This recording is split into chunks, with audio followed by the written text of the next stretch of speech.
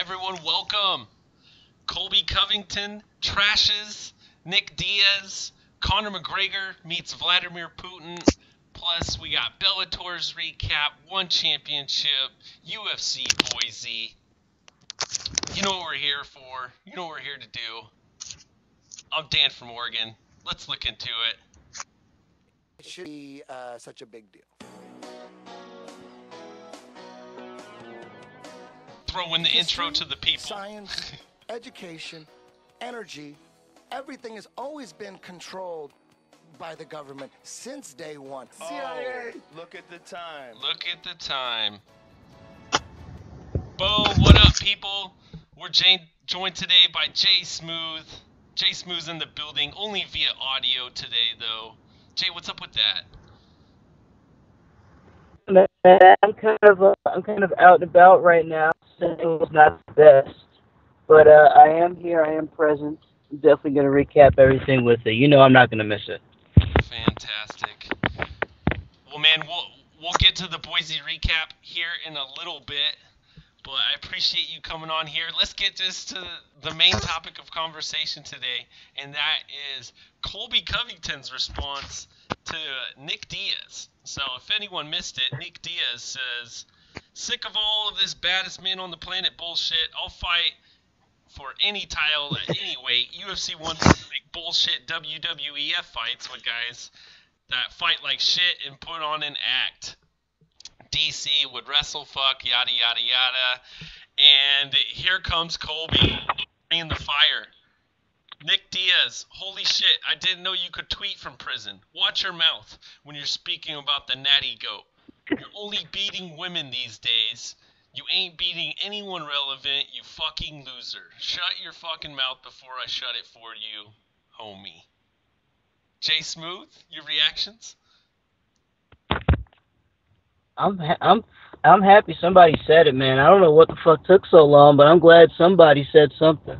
I mean, it was a long time coming, man. Nick Diaz hasn't been relevant ever since he failed that drug test against Anderson Silva. And since then, really, he's been out of the spotlight. He's been letting his brother take all the shine. But the fact is, his brother is to the point where he's starting to become irrelevant too. So I'm happy somebody said it. And the fact that Colby Covington takes advantage of it just goes to show how much of an opportunist he is, and you got to respect the guy for it. Even if he might come off as an asshole, he told the truth. He said what somebody else should have said. Yeah, I mean, you hit on a real good point there. It's just everything that's relevant, he jumps right on it. And take this call out and kind of, I don't know, who was going to face Nick Diaz? Who are you getting excited for? Because there was a Bisping fight that maybe might have got Nick to come back, but that didn't work. Tyron Woodley called him out. That shit didn't work. And kind of look at the two different parodies right there. Woodley calls him out, says, "Hey, I want the money fight. Let's do this shit." And all of the hardcore fans were just crickets. No one wanted to see that. And now Colby sends this shit out, and I would love to see Nick Diaz come back in there at fucking 170 against Colby now. This is actually getting me excited for a Nick fight, and I think that's what the Diaz bros need. They need to get excited about something, but it is kind of funny that it took Colby to actually call out Nick on his fucking lesser than awesome shenanigans lately. I mean, and who better person to call him out than Colby Covington, because he's the one that's been hurling the most trash at everybody lately. No one else has really tried to speak up and do that. So the fact that he's kind of the voice is really, he's doing a lot by doing this. It's crazy because it's not the WWF, but he's jumping the line, talking all this shit, calling out anyone and anybody. He's pretty much marketing himself now. Totally. I'm loving it.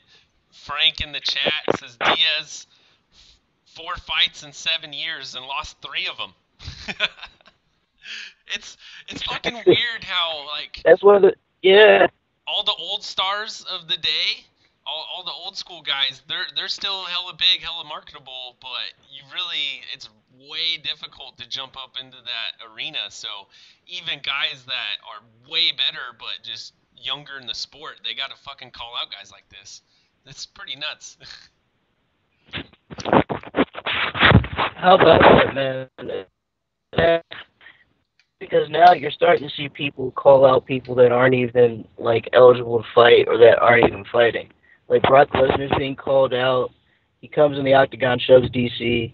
You got Colby Covington calling out Nick Diaz. Like, you just have people who aren't even fighting that in that way. Mm. But Yeah. Their names always seem to come up for some reason. Right? I would like to see them do what Chael recommends, though, which is, you got to pass the torch, kind of, on your way out. You can't just take all that publicity and then run away with it. So, I mean, Nick kind of got the Frank Shamrock push, from that fight. Now, it's only fucking good for them to give someone else the rub. I like that Steve Johnston says, wait till the men start calling out the women. At some point, Cyborg's going to call out a man because they can't find anybody for Cyborg. Except for the bantamweight, though. You know what I mean? Like, it's weird, man, with all these call-outs and shit. It's just going to get stranger. Mm-hmm. I put a poll out there. My fans are only a select portion, but I said, who do you want to see back in the octagon? Gina Carano, the Diaz Bros. Who else did I put? I put Lesnar on there, and then one other, and everyone picked the Diaz Bros. So, I mean, people want to see these motherfuckers fight, and I would like to see someone actually get a call-out on these motherfuckers that actually works. So, we'll see. I don't know. Do you think this is only something? Because I don't know. I honestly think that Nick's kind of the A side in this, and would he take this fight only if Colby wins against Tyron? Nick Diaz is a phase of his career where he's going to accept the fight if the fucking bank is thrown at him. If Colby Covington can, I guess, garner enough interest to the point where Diaz will have the bank thrown at him, then the fight can be made. But, like I said, they're to the point where they no longer fight the way they used to. We're more likely to see Nick Diaz beat up a woman before we see him beat up a man. Or see Nate Diaz get into a shoving match at a PFL event before we see him fight Conor McGregor in the octagon. You know what I mean? Like, it's to that point now. It's like they just want money. So if the bank is thrown at them, they'll take the fight. No matter who it's against. Great point there, man. It's really only Drunk Savage said it best. The Diaz brothers prefer to fight in the streets for free these days, and it's true. Yeah. It's 100% true. It's a crazy mentality, man. They just, they don't want to come and fight because they get fucked over for making that kind of money, but they're so fucking pissed off about that in real life that they're just fighting people. So it is what it is. Well, let's jump on since we got so much to get to. I think this is going to be a story that kind of keeps brewing. I don't think this is going to be the last of it, kind of like the Brendan Schaub, Dana White stuff. But what's the next thing I got here on the agenda? Oh, the MMA Insider. This is a little GIF, Jay, so you'll have to get the video portion for this. Oh, son of a bitch. I'm actually looking at the chat and watching you right now. I'm watching you guys. Okay, this one's not going to load good. Coming to you tomorrow. I'll bring you guys that GIF. Good shit. Okay, so jumping on to some Conor McGregor news via MacLife Official. Conor McGregor visits Vladimir Putin at the World Cup final in Russia. And the World Cup was all the craze, all over Fox, all over the fucking interwebs, really, and in a lot of the MMA sphere as well. A lot of those people seem to be soccer fans. Maybe it's because it's such a worldwide sport. But I saw a little bit of it, and of course, we all noted of this, Putin meeting with Conor. What do you think of this? Is this Putin getting on the side of both fighters? That way, no matter what, he's friends with the champ?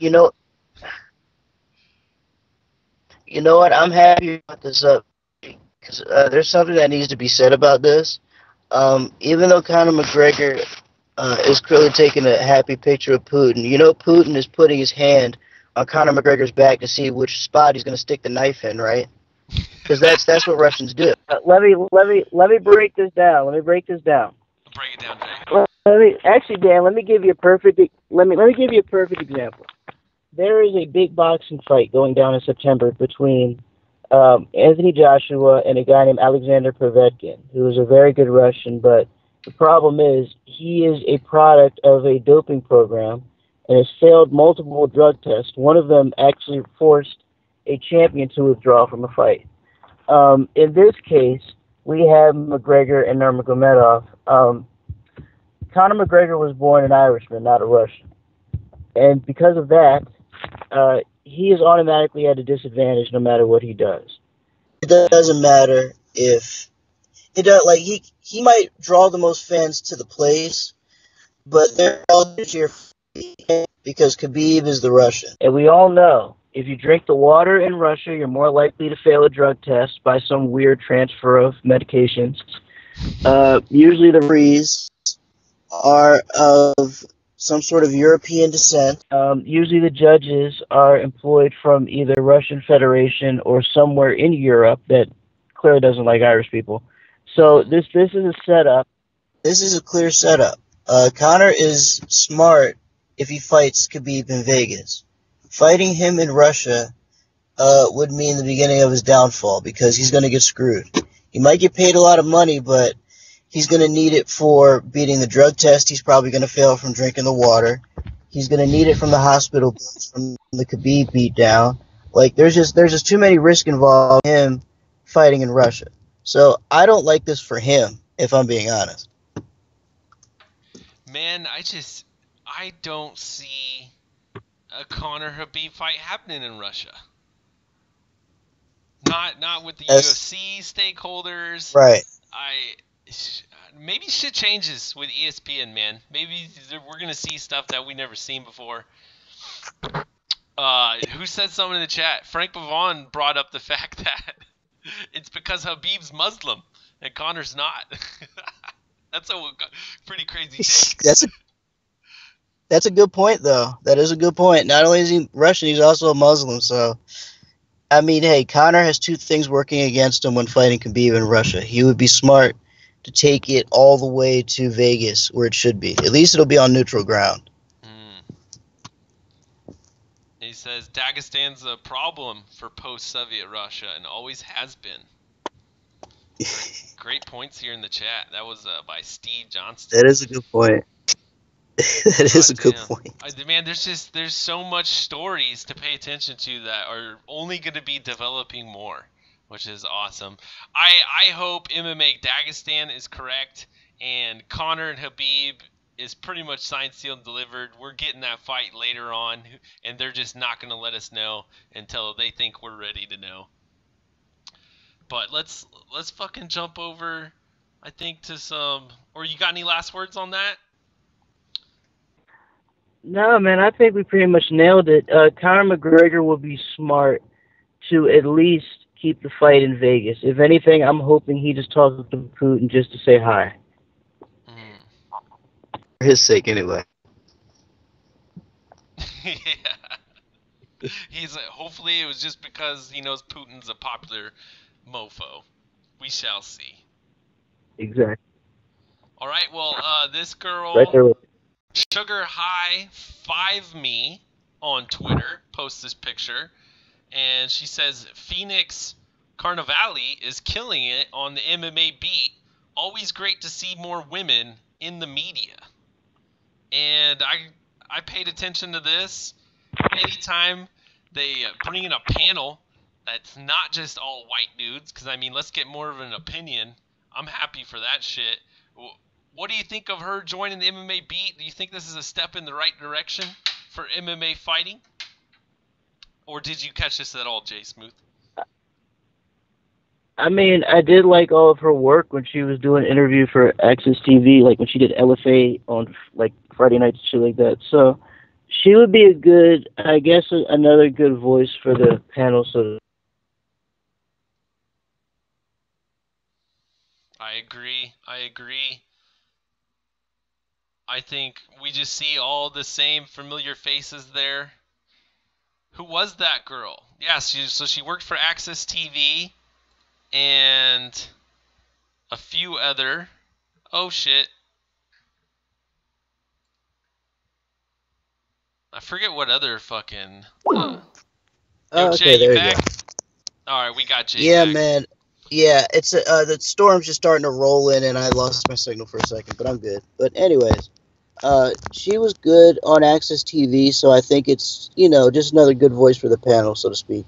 That way, it's not all just white guys and shit. Nice. Well, Frank Bavon says, or who said it? He said, I don't watch any Luke Thomas. And so maybe that'll ring in some more people for him. Maybe they've played out all their people over there at MMA Fighting. What else we got? Okay, here we go. Now, I did not catch the one championship that I stood you up for, Jay Smooth. But there were some pretty good highlight finishes there. This one dude. Yeah. Petch Dam. Actually, it's funny you show this one because I retweeted this. The body kick was so fucking fierce. I'd never seen somebody. Yeah, like he looked like he got starched from getting kicked in the stomach. I'd never seen that before. Oh shit! Not since Edson Barbosa taking out everyone with like body kicks or something. And no, man, there was another excellent kick that we're gonna see later on here in a minute. I can't pronounce these names, but we'll show the finishes so everyone can see. And then powerful Joel Andesanda again.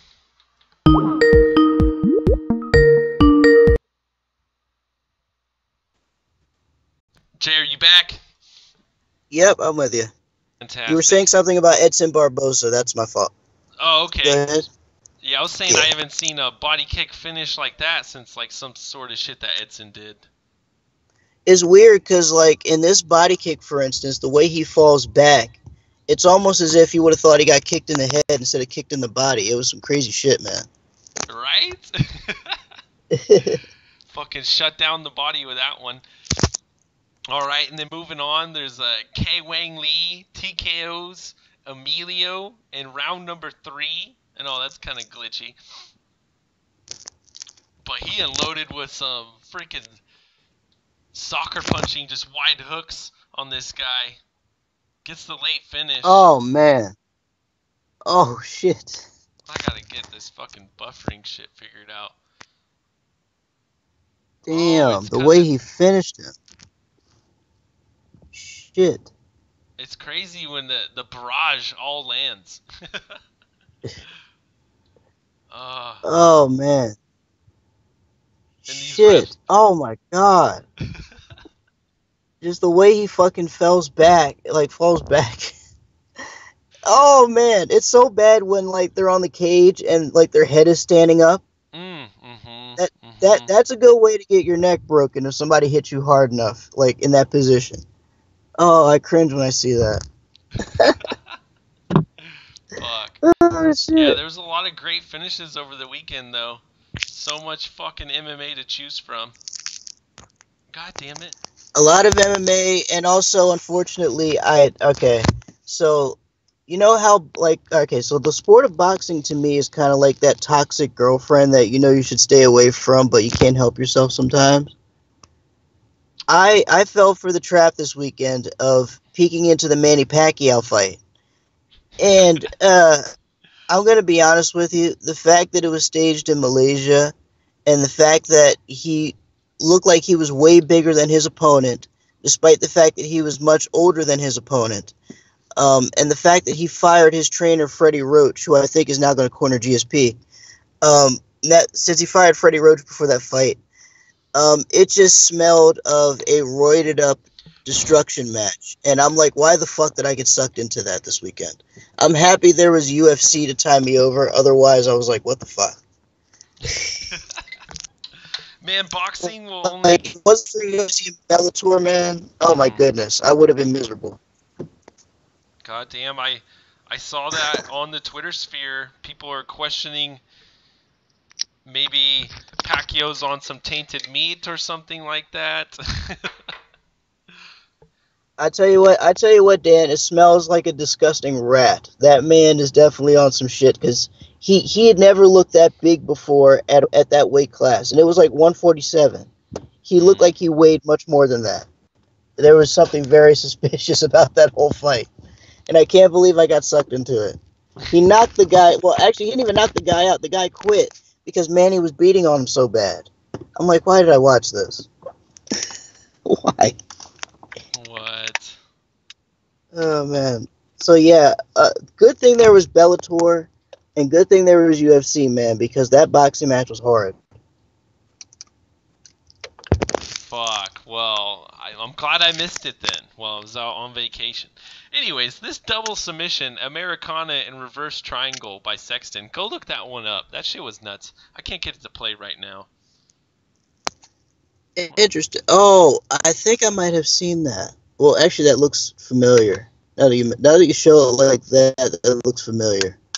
I keep messing up though, and these guys aren't posting GIFs. They're posting short videos, and my computer hates loading those fucking things. Oh, but apparently there was some Muay Thai that went down. Some dude spinning back fist KO'd a man. Oh, this was nasty. Wait, oh my god, this is so nasty. this. I remember this one. Oh, I remember seeing that GIF. That was nasty. God damn it. Alright, I'll pull better clips next time. Because we need the visuals for this shit. Fucking rookie shit over here on my end. I get a little vacation, and that's what happens, Jay. It's all good, man. Hey, look, you went on a voyage, and plus you got to see an amazing card, so I don't blame you at all. Oh, hell yeah, we did.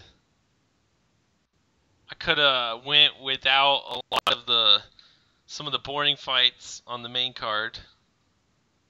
Right.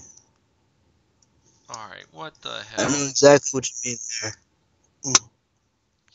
Well, dude, okay, yeah, I won't get into the Boise talk yet, because I can go on for days with this shit. A knee to the gut. Come on, I want this one to play for us. There was a crazy knee to the gut at that Muay Thai event, too. He knees him right in the liver, and that guy folded. He folded in half as well. These fucking body shots are getting more dangerous these days, Jay Smooth. They are, man. Oh, shit. Damn. Damn. Oh my god. Gadoom! Fucking face planted. Fucking face planted right into the floor. The guy's probably telling himself, there's nothing that the other man can do that's going to make me quit. I've got the heart, I've got the mentality, until he takes that knee to the liver, and his body's like, I don't care what you say, bro, we're out. Fuck.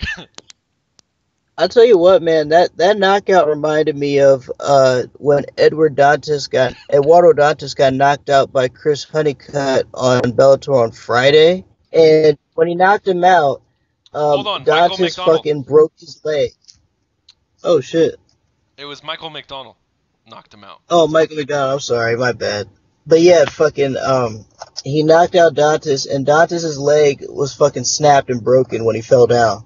Right. I'd never seen that shit before. I don't know like when he came if I got the gif of the ankle, but I saw it. The ankle was nasty. Oh man, great transition, Jay, because I got it playing right now. His ankle was hanging on by the skin, man. It was nasty. I think they said his leg was. I think. Oh shit! When they play it in slow mo, you can see his ankle completely turn 90 degrees, and it's kind of just flopping around there. It kind of reminded me of that Crow Cop knockout when Gabriel Gonzaga kicked him in the head, and you just see Crow Cop's leg just give out under his body. Oh yeah. Oh my god! Shit, man. Because like you said on the slow mo replay, his ankle was flopping in the air. Like, on his right leg. Ah, shit. Yeah, it's some nasty shit, man. Oh man, fuck. That had to be one of the best knockouts of the weekend, I think. Even though Nico Price was up there, though, that Nico Price knockout was impressive. Oh yeah, I got that one coming up as well. Is there anything? I missed Friday night's Bellator. I believe I was out camping.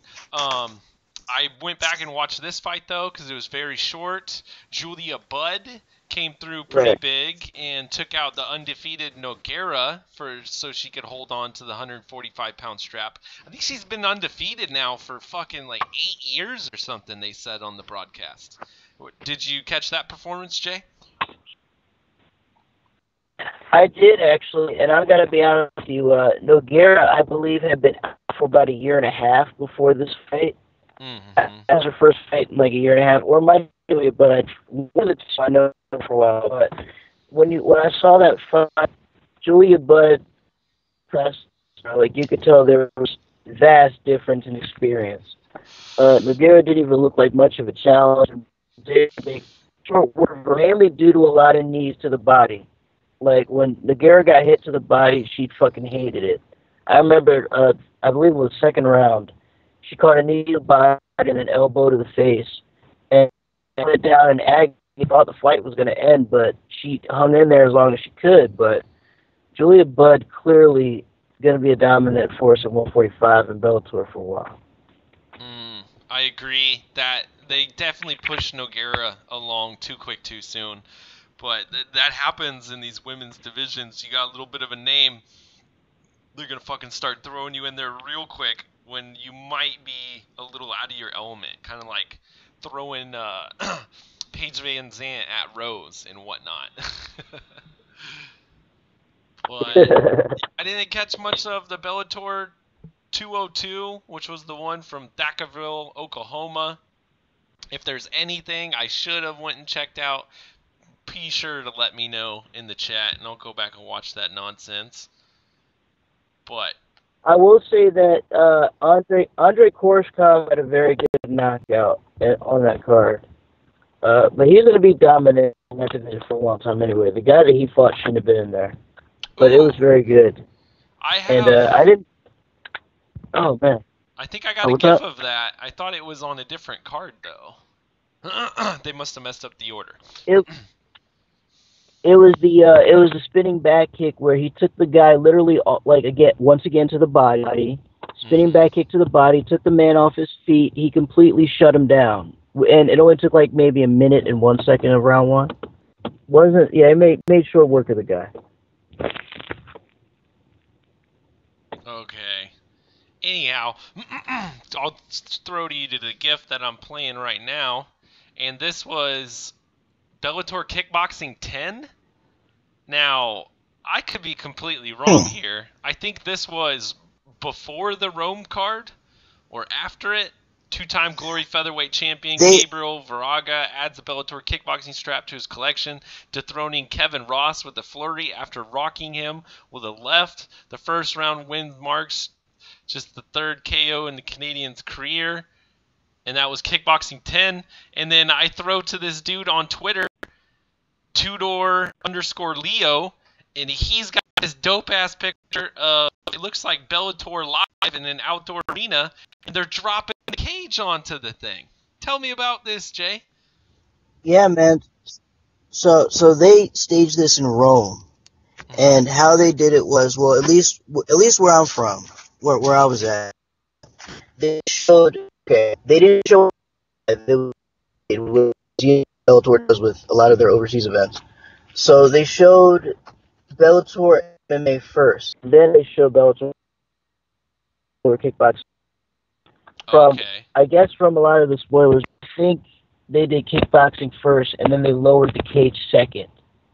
So it might have been the kickboxing card to open it up, and then the MMA card closed out the show. Oh, that's I crazy. think is how they staged it. So but I'm assuming. But yeah, it was essentially two events in one. Yeah, two events in one setting. This is so much. This is a huge improvement from the way they did it last time, when they had that pay-per-view or whatever with the cage and the ring sitting side by side. That was weird and funky and all types of nonsense. I love this, especially when you're dropping in the cage. I feel like two men are about to go to battle, you know? The steel cage is coming out. How about that? And plus, it's in Rome, so it's like if you're in any sort of coliseum in Rome, you need to do it gladiator style. You have to put on a fucking show out there, and they actually did it. So I respect Bellator for it. Hell They yeah. did it right. Props for, dude, and there must have been a cage hanging out just up in the air the whole time. Like, it was just hanging up there. They're like, all right, and then we'll disable the ring real quick, pull it out of there, and then drop the cage in. Steve Johnston says the kickboxing came after. It started at 10 p.m. MMA only ran for an hour or two before it. Okay, I gotcha. So it was like MMA first, then they did the kickboxing after. Figure. Did they dismantle the cage, or did they host it up and it just hung up there in the air for a couple hours while kickboxing went down? Either way, that's pretty cool. I believe they actually, Dan, I believe they held it up there because when they were showing people that were covering the event, they were showing it before fans got in, and they showed the cage just hanging there. So my guess is the cage probably just stayed. Dude, that's pretty dope. I like what they're doing. That's good shit. And we'll head back to that area of the world a little bit later. Oh, here it is. Here's your gift that you were talking about. Bellator welterweight champion Andrei Koreshkov breaks someone's... Wait, what? Oh, he breaks a guy in half, throwing a perfect spinning back kick. Yes. He Yeah. made the guy jump off his feet when he hit him.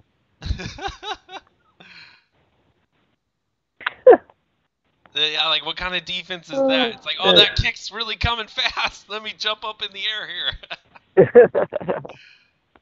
Fuck. And then landing bombs, swinging those rights like a baseball bat when he's on the ground. Boom, boom. Nice finish there. They said Bellator 203, so I guess that was in Rome. That one that happened there. Yes. Yes, okay. That was in Rome as well. And then over in Rome, Alan Amedovsky, 6-0 at a Straight Blast gym. Landed the crushing haymakers for the first round KO. Damn. And he knocked this dude the hell out. Jesus Christ. It's funny because, like, even though he followed him to the ground with those punches, he was out before that. Yeah.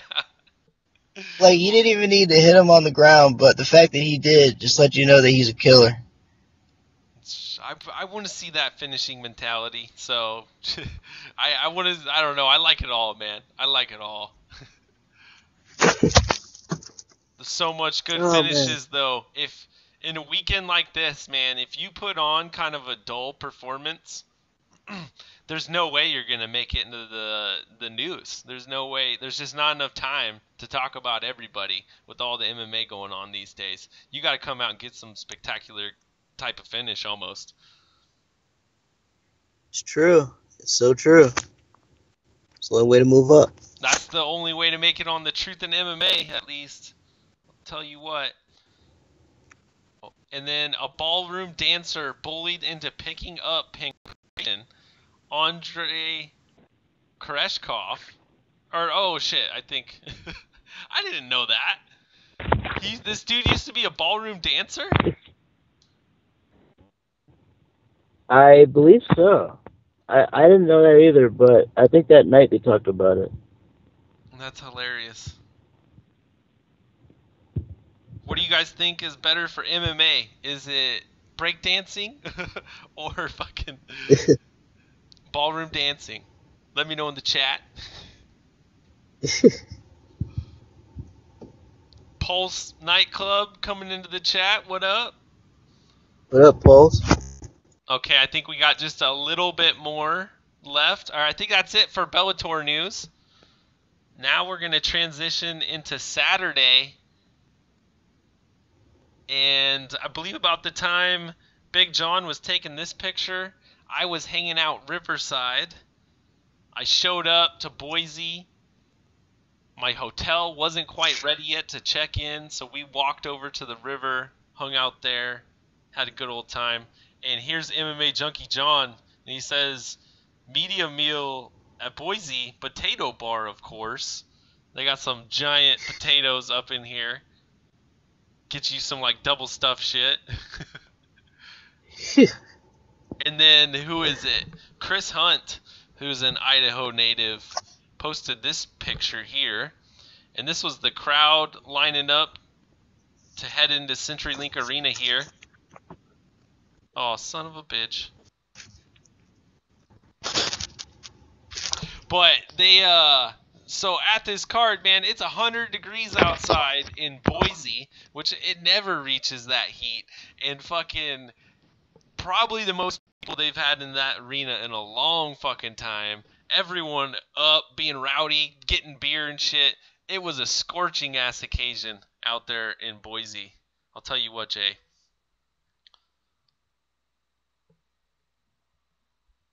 I think we lost Jay Smooth.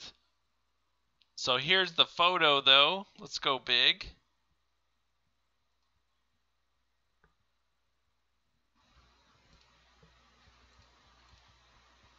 And in this photo, you can see Boise showing up big outside the arena right here. We got Jay back. Oh, good shit. Yeah, I'm here. My bad. Yeah, you see a massive line forming. I think I was heading to the arena. I skipped the prelims. It was just way too much to ask my girlfriend to go to. Oh yeah, let's hit this topic, man. So at the event, Jay, I don't know the last one that you went to, but at Glendale, they had an outdoor smoking section, but once you went in, you couldn't leave. So I couldn't sneak to the car, get my booze, get my joint, anything like that. And at this event, there was no smoking arena, and once you're in, you can't exit.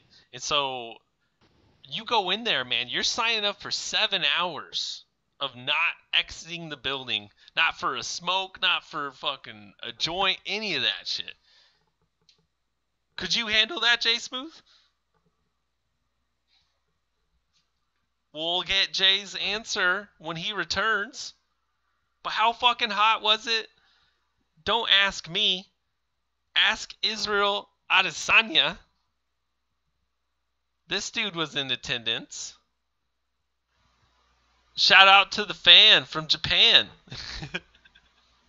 Getting his fanning on. And he was not the only one. There was people everywhere in the arena taking the little fight card announcement that they give you, folding it up as well as they could, and making fans out of it to wave themselves. This shit was nuts. So, you know what? I can attest to that. I would say it's been a long time since I've been to a UFC event. The last one I went to was when UFC went to Virginia. And because they haven't been to my home state in like fucking years, ever since John Jones beat Glover Teixeira in the main event. That was like the one time they came to Baltimore and I actually went into that event. But I know what you mean. I know what you mean when you say that though, because when I went to that one in Baltimore, it was like that. When I went to Virginia, they had places where people were getting high, like right around the building and shit before they went in there. And if you parked your car close enough to the venue, you could actually sneak out to get your fucking joints or get, whatever liquor you had. Like it literally was close enough to where you could do that. I'm surprised in Boise they didn't, because that seems like the one place it would be fun to get high at. Yeah, well, so right outside, this venue is downtown, right downtown. There was a Wizard World Festival going on. So on one side, a bunch of people coming to watch cage fighting, and on the other side, a bunch of nerdy like cosplay dressing people.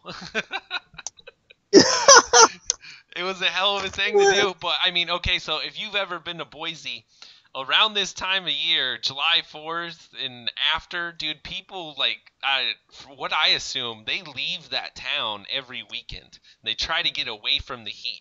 So most of the people there were just the UFC holdouts, the nerds, and the people that were driving in from out of town to come and watch the UFC event.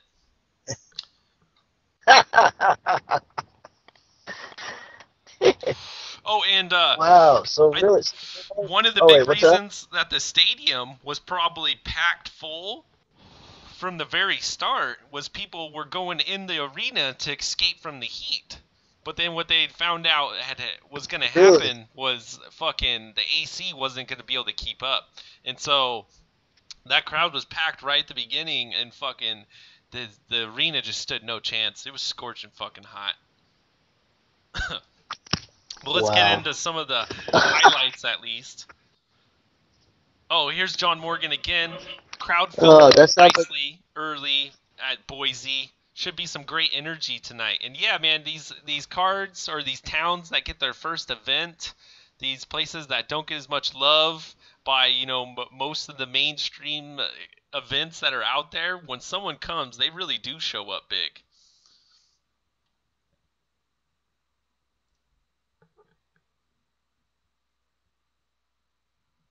And also via Nolan King, there was no wooing. Jay Smooth, you're back. Yeah, man, I'm in here. My phone's on its last leg, but it's all good. I'm here for the long haul.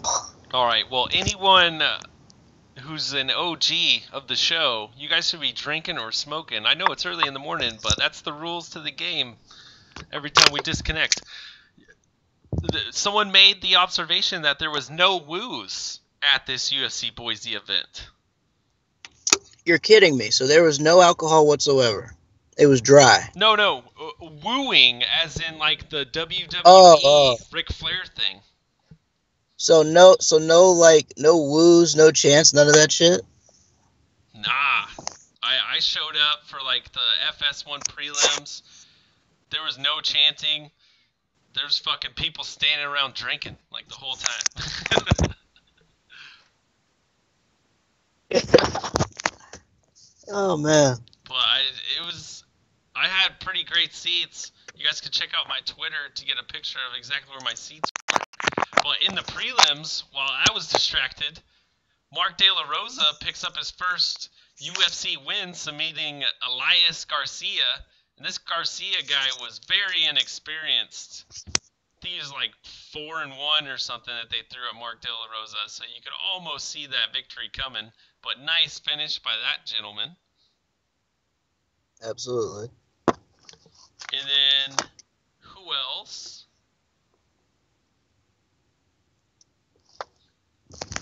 We're going to have that Nico Price highlight. That was on the main card. Those mofos got super lucky when that Felder fight got pulled. Yeah, man. This guy, Kurt Harborough.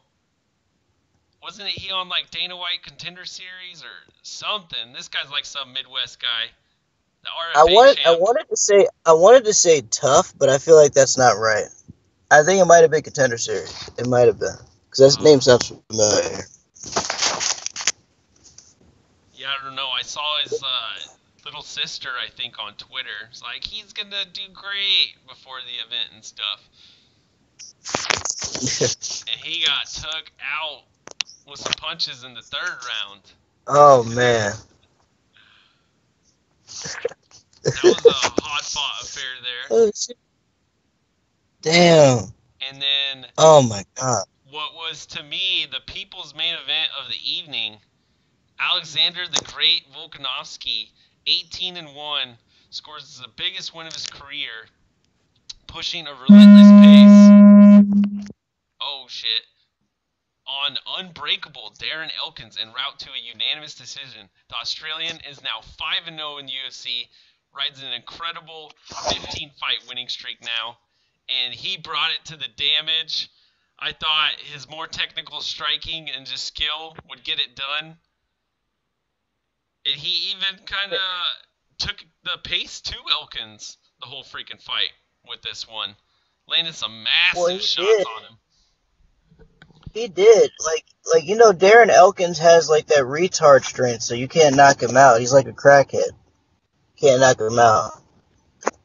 You can hit him in the face all day long, but Elkins will never be out. So Volkanovski did what he had to do to get the victory, but he hung in there with a really tough motherfucker.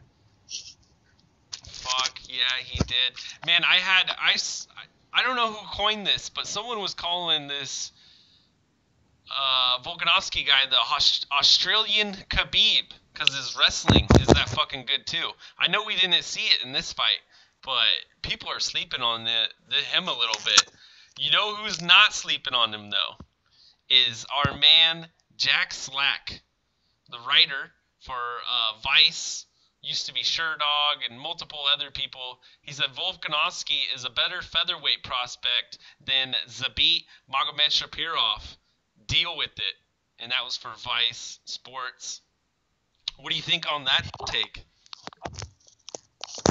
I mean, hey, it was a very impressive win, but I would like to see Volkanovski fight somebody that's a little higher up on the featherweight list before I go that far. And Zabit, same thing, but he's about to fight Yair Rodriguez. But to be fair, Yair Rodriguez tried to run from him and was bullied into signing a contract to fight him.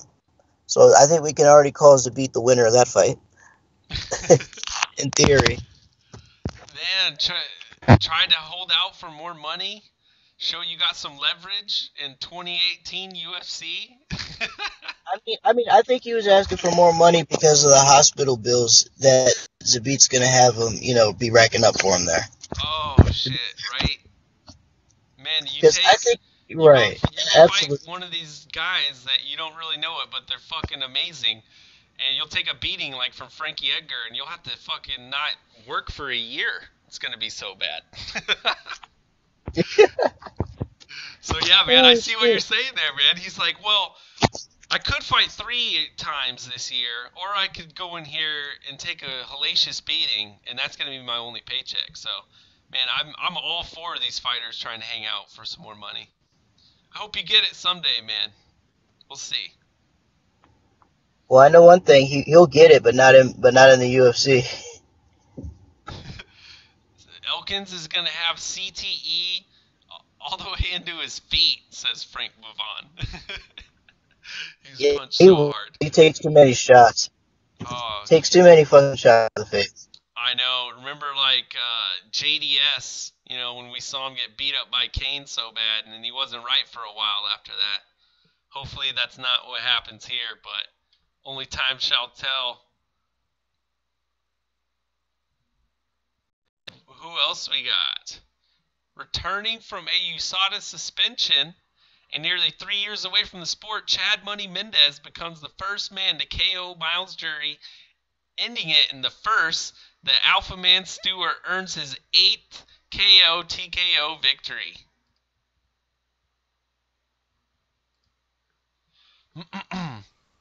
And man, nice. Yeah. I got you. Chad Mendez comes back from the psoriasis medication suspension and got a quick victory over Miles Jury in this one. And I thought he'd be able to get it done. I don't know if I saw it happening like that. Yeah, Miles Jury is usually a very durable fighter. He's good for lasting in fights like that. So the fact that Mendez came back to knock him out was impressive. And the fact that Mendez called out a top featherweight, he deserves it, because if you are off for that long of a suspension and you're able to take out, somebody that's supposed to be superior than him on paper, and he takes him out like that, then yeah, he deserves a contender, because he clearly hasn't lost too much of a step since he was out for that, I believe it was a 2-year period he's going for. Shit. Yeah, it probably was 2 years. I think he's one of those people that just kind of hushed up and took it. I think Machida did that too. Machida didn't have much to say. Yeah, Mendez didn't fight it. He actually took the suspension. So he was definitely guilty of whatever he was doing. Yeah, and from what I know, it's a steroid cream for psoriasis, a rash that people get from like stress and shit, whatever. He was on the Barry Bonds cream and clear, so to speak. So most doctors would tell you that ingesting medication is the best form to get it into your body, but some topical shit might work as well. Chad Money Mendez You is know what's trying it. sketchy when football players? Well, you know what's bad when football players use deer antler spray on their joints. I'm like, why are you taking deer antler spray and spraying it on your elbow? What? Yeah, that's real. That's real. Football players will do that shit for information. I don't know why, but it does work. It's Damn. some weird science shit. Yeah, there's some old holistic shit. Yeah, we hardly know about anymore. So you touched on this earlier. Or no, let me say this real quick. Why the fuck was Dennis Bermudez and Rick Glenn above Volkanovski and Elkins on this card? Someone said out there that it was because the damage is shitty tattoo. Just can't even get onto the main card. I thought that had a tiny bit of merit to it. Why not? But they fucking the UFC sucks at building up these people, man. Because now we got that shitty Bermudez Glenn fight. That could have been Elkins and Volkanovski, and people would actually know who Volkanovski is now. The UFC, man, they fucking suck at arranging the belt order. You know what I really think, Jay Smooth? With this one, the Kat Zingano fight was something to catch. The Chad Mendes fight was something to catch. The UFC almost treated the next 3 fights on that card as just like filler until you got to the main event with JDS. It was fucking crazy, man. I know the Felder fight got pulled in James Vick, but the build to this card was just weird because it went up all the way until the Chad Mendes, and then kind of this one came out of nowhere. I was sitting right behind Nico and them, and I couldn't even tell what happened live. yeah, man, it's weird because Rick Glenn at one point in his career he was a finisher, but now he's just a grinder that goes to decisions. So putting him against Bermudez in a co-main event was retarded because Bermudez wasn't even worthy of that spot. Or Sage But was on what? the co-main, but they were right below that. Yeah. Oh yeah. Oh, you're right about that. Yeah, Sage was the co-main. But yeah, that lets you know, they really don't give a shit about the latter half. Like those people were still names: Kat Zingano, Renault, fucking Chad Mendes. Mhm. You know, people Mhm. still recognize them as who they were, but I guess UFC just views them as chopped pussy. You know what I mean? And it sees like, and they're all caught up in Sage and Sean O'Malley and motherfuckers that don't really matter that aren't going to be anything. To UFC's credit, it was gonna be Vic versus Felder as the co-main event, and I think Sage was gonna be Right. right after that. But he's your fucking your casual draw, so whatever. I'm okay with that. But when they bumped up Nico, because this was the fight that got bumped up instead of Volkanovski and Elkins, I was fucking pissed. I was like, these guys? I was like, all right, but they're prospects. But yeah, fucking Glenn and Bermudez. That's the one I'm calling out now. That shouldn't have been on the fucking main card. It should have been the prelims. But god damn Absolutely. it, this. All right, let's give this shit the fucking due that it deserves. I've never seen anyone get a finish like this from the bottom. This shit was nuts. Jay hammer fisting from the bottom, got it done. I mean, it's hard to win from the bottom in the judges' eyes, let alone get a KO finish. What the hell did you think of this? It was definitely knockout of the night because again, you don't see that happen too often. And to achieve it the way he achieved it with hammer fist, it's one thing to get it on the bottom if you're elbowing somebody in the temple, but he's hammer fisting the shit out of the guy, literally while lying on his back. If you get a finish in that fashion, you're a crazy motherfucker for sure. And it's definitely a knockout that's worthy of finish of the night, if anything. Oh, yes, 100%. I'm glad he was able to get the bonus. They rightfully gave out that bonus right there. And he actually comes away with his name out there. I think Nico Price is someone that you definitely need to pay attention to at 170 pounds. This guy is fucking massive, and he's got an excellent record as well with 12-1. I can't recall who he lost to in the UFC, but man, UFC's got a lot of young up-and-comers, especially in those weight classes. Absolutely, man. It was spectacular because you don't see that. And to be fair, Randy Brown was holding his own in that fight until he just got in that position, and Nico Price took advantage of it. And it caught everybody by surprise. It definitely caught me by surprise. So you have to give him knockout of the night, if anything. Right? And You almost have. this was a great prospects matchup because I remember, what is it, Dana White looking for a fight. That's what Randy Brown came off of. A lot of people only remember like Sage Northcutt and stuff for that. But Randy Brown, he came in off of that. And then he beat Sage. Or no, he beat Mickey Gall. Kind of stole the shine from him there. But then got taken out by this other prospect. I'm excited for a lot of these young guys coming up.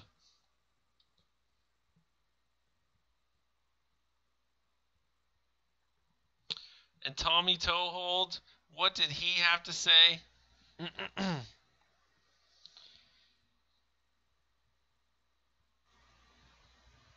Back to the chat. Jay's back. Hey, you got me. Perfect. But yeah, more your point, man. If you ask me, that had to be knockout of the night because how many times do you see people achieving knockouts from the bottom like that? It happens, but it doesn't happen that often to where it's a normal thing in MMA. No, definitely knockout of the So night. if anything, I almost want to create a right. whole new category for it. Like it's got Well, its own probably most specialty. creative knockout. Yeah, like the most creative knockout of the night, probably. Mm-hmm. Or Yeah, I guess like out of you wouldn't really I call guess it out of comeback. I guess out of all the I guess out of all the knockouts we've seen this year, you can put it as like creative knockout candidate of the year. You know what I mean? Like you can almost put it in the category of creative knockouts. I like it. I like it. Let's get like this arcade mode in the video game. You gotta be more creative to it. We just created a whole new award to it, motherfuckers. Tommy Toehold says, it's Idaho. Grab the fence, KO people on your back with hammer fists, do whatever you want. Idaho is the land where all things are possible. Hashtag UFCboise. A great encapsulation of what was going on that night by Tommy Toehold. I like what he did there with that tweet. Definitely, I'd say that's a good way to sum up the whole night. Yeah, I'll tell you what, man. In terms of pops from the crowd, people pop like crazy for Kat Zingano, 100%. Chad Mendez, all the big names, man, they pop for hard. And I kid you not, Super Sage Northcutt. The casuals love Sage, man. What do you think had the biggest reaction? Oh man, I don't know if I could judge it. Maybe, because Kat didn't put on an exciting performance, so her pop wasn't the biggest. Chad Mendez's pop was pretty big, but I think there was such a dulledness before the Sage fight that maybe he got the biggest pop because there was a couple of decisions or decision right before him. So that kind of played into the performance a little bit. It might have been Sage, man. It might have honestly been Sage. Makes sense. It probably could be, especially since he's gonna bring in all the casuals after all. Yeah. But definitely Zingano and Mendez, I walked away thinking that they got massive cheers for him as well. And so, who better to play matchmaker for what should happen next than future UFC president Al Iaquinta, and he wants to book Mike Perry versus Sage Northcutt. It has to happen. Jay, your thoughts? That is probably another can for Sage to pick on because Perry doesn't have too many skills. He's just he's a brawler that is being guided in a certain direction by Jackson and Wink. But if you ask me, that's probably easy pickings for Sage because Sage has actual talent. liked Perry's inside elbows that he was pulling against Paul Felder, though. I thought Paul was going to be the more technical guy, and I don't know if Perry got into his fucking head, but he's going to be able to do that maybe. Wouldn't you just love to see what the fucking build-up's going to be like of what Perry's going to say and what fucking Sage Northcutt's going to say? I'm pretty sure Sage Northcutt's going to do the robot thing, but Perry's really going to try to poke at him. I know that. I'm just to do it. I think I heard and knowing Perry, he's probably going to try to rush the kid too. Mm-hmm. Yeah. I don't know, man. I'm all sorts of intrigued into this one. I mean, I would be intrigued because it's a chance for Sage Northcutt to really get his ass kicked by somebody with some merit. Mm-hmm. But I know, so I understand it for that fight. But I just hope Perry wouldn't do anything dumb and get himself knocked out just by being slick.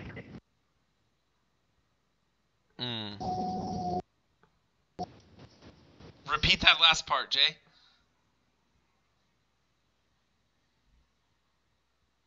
And Jay's gone.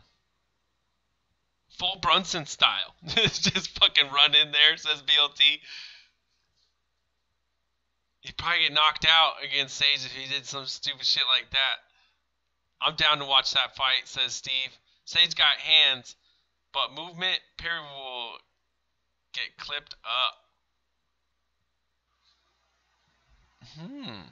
That's what Frank Pavon's take is. I think these guys are, in my mind, they're both pretty low skilled in that aspect, or at least experience and skill is real low for both of these guys. And I would just love to see the duality there, the yin and the yang. What would the yang and the yang of Sage and fucking Mike Perry be like? Is that like an FS1 main event? Probably. Steer into the ship as hard as you can if that's what you're going to do. WME. Don't fuck around. Don't half-ass that shit. Steer into it as hard as you can.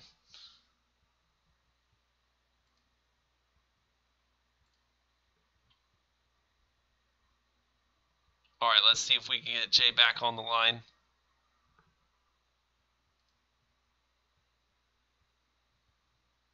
Kim on Twitter. Oh shit. Jay, Smooth, you back? Okay, there you are. Boom. I was just mentioning there at the end that Perry versus Sage, I mean, if you're going to go... Shit. Jay's gone. Call Jay. Oh, we'll wait for Jay to call in. That's a little annoying. Oh, we can't move on just yet. Call one more time, Jay. Alan Jouban out. Danny Roberts will now fight David Zawada in Hamburg, Germany. That's freaking this weekend.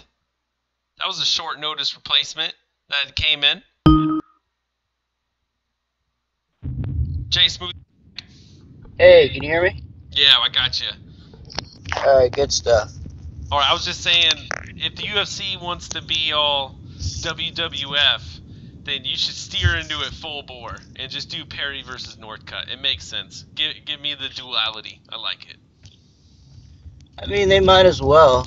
You have polar opposites there, so, you know, knowing Perry, he'll probably rush the kid and try to knock him out early, but at least it provides for an exciting fight, and it provides two names that people would watch, so why not? Yeah, that could be an FS1 main event for him. Why not do it? Okay, so... It could be. If the UFC wasn't pussy, they would do it. We'll see.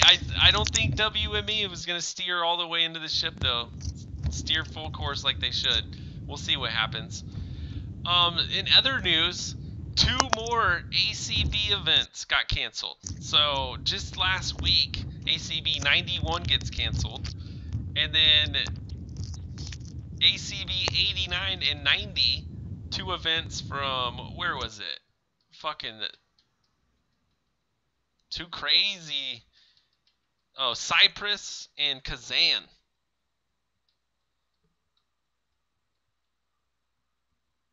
So rumors going on with ACB on what exactly is going on here, but a Young Eagles event 5, which is kind of like their Bellator Challengers. It's almost like a Bellator Challengers. That just got canceled as well. So Jay Smooth, ACB 89, 90, 91, and a Challengers event, Young Eagles 5, all gets canceled for ACB. What the hell is going on, man? You got any speculation here? Chechnyan dictator money is running dry. That's pretty much what it is. Chechnyan dictator money's running dry. Maybe I don't know what his connections were before, but whatever funding he was receiving before, he's not getting any more of it now. Because no one cancels this many events. Yeah, nobody cancels this many events if everything's okay. So somewhere along the line, his pipeline of finances got cut off. Mm-hmm. This is terrible for MMA, man. Fucking money laundering, and what do you want to call it? The mobs and everything. That goes hand in hand with MMA. It's always been this way, Jay Smooth. As we lose them, we're losing as fans here, man. Yeah, we're losing as fans, and Kadyrov is definitely losing money and fan interest because as long as he has money, he has power. And I don't know what it is. Maybe shit's weird in Chechnya right now. I don't know, but whatever source of money he had to fund ACB, somebody probably pulled out, and he might have some renegotiating to do. Damn. So Frank Pavon, our resident European insider, Russia had sanctions put on them by the EU, massive sanctions. Football teams in the UK also affected. So this shit's got widespread impact, apparently, in the sport. And this is just off the tail end of the oligarch who was financing Fight Nights Global. He gets thrown into jail. We haven't seen a Fight Nights card since, and now it's looking like ACB is going down. Is M1 coming back? Man, it's fucking. It's getting weird in Russia. M1 was a bit of a money pit. All they did was just burn dollars away. So chances are, since they're not shut down yet, they're probably about to see a boost in viewership. They're essentially, it's looking like one of the only ones still there at this point in time. Cyprus is British. Okay, I don't know. They're going on with something in the chat. Okay. And then, I got some crazy shit for you. Did you see the guy that they're calling Coupon Carl? We got all these white people calling the cops on black people all over the goddamn country. And Coupon Carl that sounds familiar. Is working inside his familiar. CVS on the phone for some woman who is apparently trying to use a fake coupon. And Coupon Carl is either a huge sufferer of Parkinson's, like Michael J. Fox, or he's a nervous fucking Nelly, man. You can see him shaking. Or he's a guy who doesn't have enough pussy in his life. Oh, man. Or just that. But, dude, I love Angela Hill. Angela Hill on Twitter jumps up and says, when I accidentally use expired Reebok coupons, and posts a screenshot of Coupon Carl. Dude, but Angela Hill, Angie Overkill on Twitter, give her a follow. She's a must follow. There's few of them in MMA. Ally Kenta, the Black Beast, fucking Angela Overkill Hill. You gotta follow these people. Absolutely. And then on the same thing, kind of, there's a lot of fucking just, what's up with this generation of, like, tattletales, man? Today, for the first time in my life, I experienced someone call the police because they got fouled hard on a pickup game of basketball. And it's showing a guy talking to some cops. It looks like the entrance of a gym. I had to bring this on the show, Jay. This was just fucking, this blew my mind. Man. What the fuck is going on? Actually, hold on. I'm about to open up the app and see this. Fuck. Let me see. Alright, I'm opening it now. And I could see, I don't know, it looks like two guys standing opposite from one another, and they're talking it out with a cop standing in the center. That looks like a group of white cuckolds talking to one black guy. So, I assume the white guy called the cops on getting fouled. I'm just going to walk away, assuming that. I don't know the story. I'm not going to dive deeper into it. Well, why? I mean, if you see that sort of scene right there, yeah, that, like, there's no question the white guy called the cops. This world's fucking nuts, Jay. I don't know. But let's jump back over to some crazy shit. We got insider video, insider picture of inside the UFC studios and planned out events. The main events are listed down. We've heard of this room before, or we've seen a picture of it with like Joe Silva's room. Everything's all mapped out. It's like behind the scenes of the Wizard of Oz and some shit. UFC was supposed to go to China. That shit got fizzled. They were supposed to go to Copenhagen, Denmark. That got fizzled. But the rumored main event of Moscow is Mark Hunt versus Alexei Olenek. We've heard about that for a while. It's almost signed, sealed, and delivered when it's on the board. What do you think?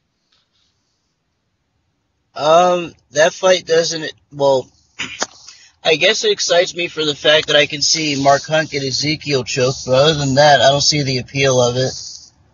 I thought maybe they could do a little better with with the main event for that kind of, I guess, that type of stage. They could do a lot better than that, but I guess that's okay. Right. I mean, especially if it's just, if it's just a fight night, then sure, why not? I'm like you, man. This is your first time going to Russia. I don't care if it's on Fight Pass. That was your own goddamn decision to make.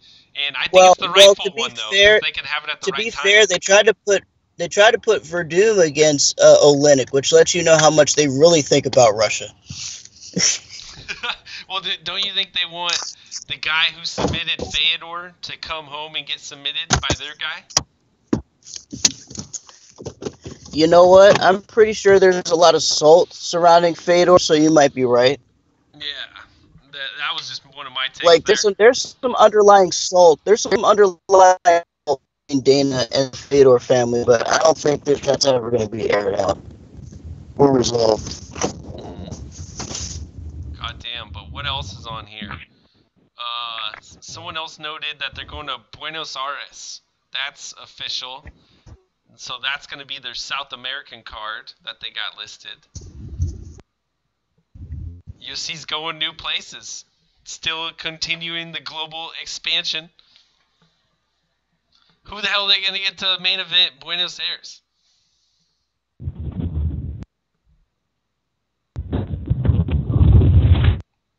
Jay, you're popping in and out. Ah, shit. Yeah, man, I'm driving right now, that's why. We went a little overtime, so I just went ahead and started tracking. No problem. We're about to shut her down here in just a second. Okay, can you hear me? Yeah, we got you. Alright, good stuff. Final thoughts then, Jay.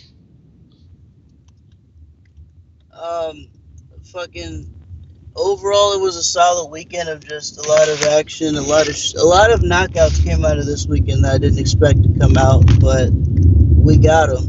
And as far as this week, we still have a busy fucking week because Well, at least I think the good thing about this weekend is that the UFC's on a Sunday morning, so it gives us room on Saturday night to do whatever the fuck we want. Maybe we'll And get much needed I Saturday mean, off. and plus, but yeah, that's true. We could get Saturday off. Plus, we have PFL Thursday, Contender Series Tuesday. It's a full fucking week, man. LFA Friday and shit. Yeah, man, I think I'm learning to love it. I'll be able to work around with getting into the outdoors, but it sure seems like summer is becoming the season of MMA. It kind of feels like it. That they're taking that over. No one really owns it right now, and MMA's trying to do that. That's what I see, at least. I mean, summer pretty much is because all other sports are not really going on right now, and the sports that people are waiting for don't happen until like the fall season anyway. So it's like everybody's just looking for something, and you know, us fight fans, we're lucky because fights happen all year round. Hell yeah. And it does help that it happens later in the evening. We can do our shit in the day and have fun at night as well. Right. Absolutely. Well, Jay, I totally agree with you. Hell of a weekend of cards. I haven't even seen it all yet. But thank you so much for coming on and co-hosting. We'll be Of course, back man. tomorrow, Happy to do it. 9 a.m., 12 Eastern. Same bad time, same channel. Until next time, back to you sickos. I'm out. Peace.